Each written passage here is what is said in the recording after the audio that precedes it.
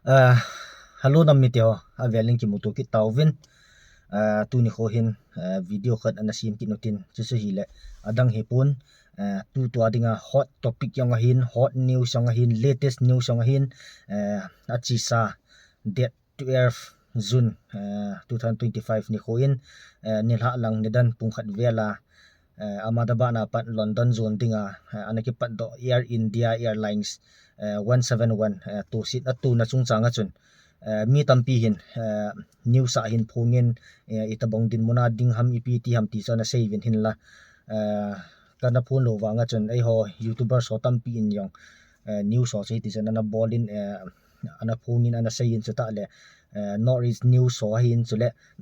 international news lange gyang chu imu deu hin cha chu ki se hi ong na chu lang khana kho poi kana ti hin na cha chu kana sei lo hi in a hin la tu ni khuwa I sei nom pe na chu so hi po in hi chinya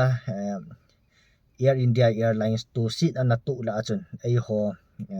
ko ki ta chanu khat lam nan them chingson na cabin crew amayo ana zawin nammi ten yum na chi ipun na ovin ilung hem pi ovin ilayo na in na hitichin yumvin a hin la hi cha pa na chun tu ni chan ge hin ama hi alung yong hi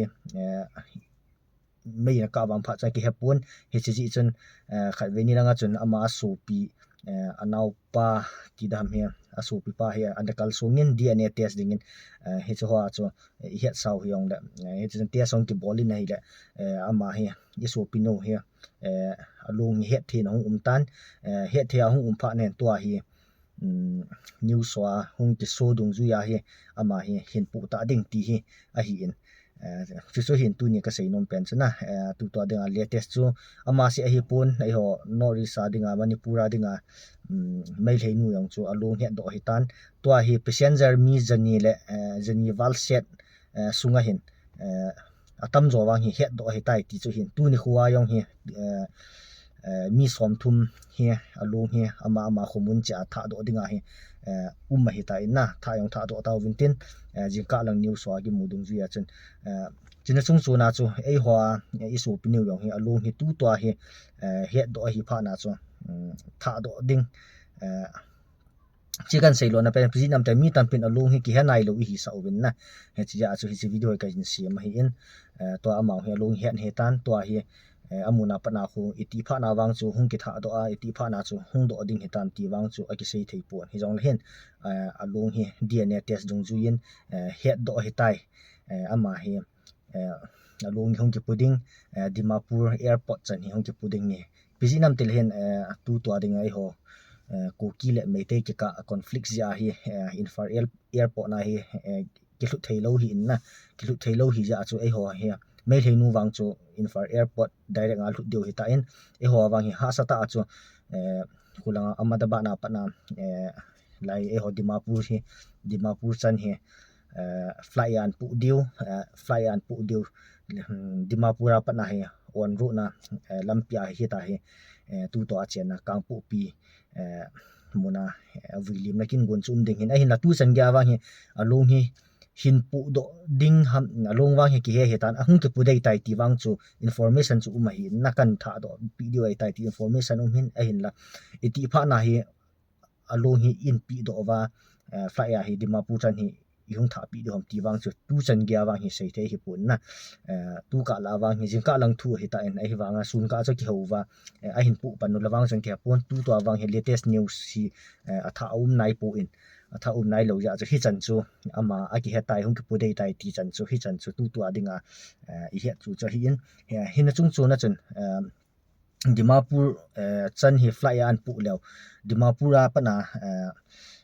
abui pi ding dan ho chu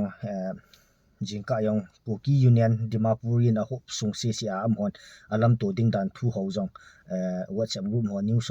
news ho a yong sin an so taw win na chu chu hi le amun hi Dimapur airport chan a hung tha wa hi le hin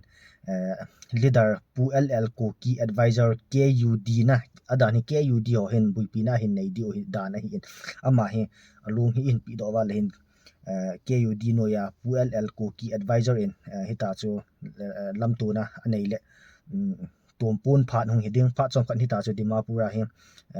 hung ki mang cha diu hin tumpun phat nu ki sai ting le Kuki Union Dimapurin phat na ke la le aban le Kuki nu te kiloi khom ki ti khat ki nen na aban Dimapurin heta chu phat nan la ding aban le Kuki Youth and Student Union Dimapur akiti ki nen amho si sian aban la phat nan ki la ki nu le alina he angai lu koi hi le na thu sei nom pinom tompon tom nom hi han lang wa la na thu sei nom hi han lang pi sei nom a ho lim nom chan phat he apikit nevin chu chong ki chai chai ya le hin ta lo iso pinon lam nun thim sing son ama in sung mi te na in sung mi te ho lim na phat chu hung chi ki ding a hi in na in sung mi te chu hita sung ho lim ding in sung mi te hong ho lim chai chai le hlamon na le vai hla na ding taw na hi pastor sei kho hian chong loi ama hin a hin nei ding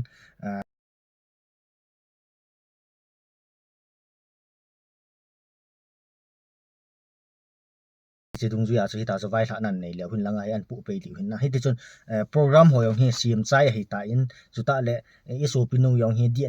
DNA te sa ko ni nong alung yong he do hi ta in kulanga amun lang aum nau ku na yong chu kan tha do pi de wei tai ti yong ta in alung ho yong chu video ho yong video coverage ho yong akimot ta in na ni chan ge chu ta de langai hon lam to ding dan yong abona hi chan ge tu to adinga iso pinu ga de latest news pen chu hong hi ta in ai le hi chan ge chu ahung thung tan lai pa na chu aban nai pun kan tha do di wei tai na ahung pan tai na ti ho chu tu chan ge ai pun hi chan chu hi ji chon tu ni lo yong le jing nang le sun hin tha do pe taw vin tin ai lo le second khat ka to hai pung kha zo le an tha do kin mai theu na hi ti yong chu women hi chan chu confirm hi tai ti chu tu to adinga latest a chu het sa na het so ke ta du yong ka ta san hi yong le chon news or vegilo WhatsApp group ho vegilo na YouTube ma bo ve yong mi kit hen YouTube ve kit lo WhatsApp group ho ve yong kit mi hin chi a chu an he nai lo ho dinga chu lungboi ho dinga chu chom lam ta chu confirm hi to in tha do pi du to on program ki sim dan to so sa bona chi chan chu a ki lung tai ti chu het sa na ni so pino sung changa het sa na ka hin nei hin to he ba ni telam dola hong chal ding ham ti chu news ho aban banin ananga ajingu te ti so chaina pena nam mi te ho het sa na ka hin nei he ka ki pa hi chan tan te